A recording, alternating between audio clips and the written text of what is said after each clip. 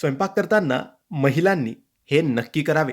मित्रांनो, ज्या घरामध्ये महिला स्वयंपाक करतात किंवा पुरुष स्वयंपाक करतात, तर जीही व्यक्ती स्वयंपाक करत असेल, तिने काही गोष्टी विशेष लक्ष देणे गरजेचे आहे. कारण तिच्या हाताने बनलेले पदार्थ, बनलेलं जेवण जी व्यक्ती खाते, तिचं मन सुद्धा तसंच होतं. जर स्वयंपाक करणारी व्यक्ती नेहमी नकारात्मक विचार करत असेल, नेहमी तिच्या मनात वाईट गोष्टी असतील किंवा भांडण, वादविवाद झाले असतील आणि स्वयंपाक करताना तोच विचार जर ती महिला करत असेल, तर स्वयंपाकात, जेवणात सुद्धा तीच ऊर्जा उतरते आणि खाणाऱ्या व्यक्तीला सुद्धा तीच ऊर्जा लागते आणि त्यामुळे घरातलं वातावरण नेहमी नकारात्मकच असतं.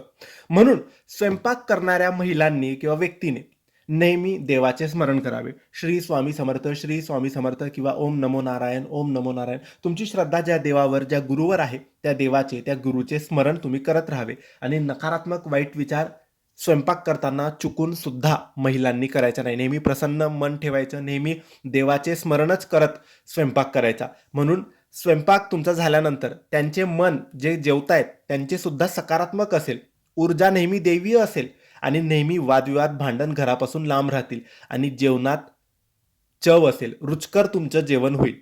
म्हणून देवाचे स्मरण करत आणि सकारात्मक चांगले विचार करतच स्वयंपाक करावा. वाईट विचार, भांडण, वादविवाद कोणाबद्दलही काहीच मनात असू नाही द्यायचं, खास करून स्वयंपाक करताना. धन्यवाद.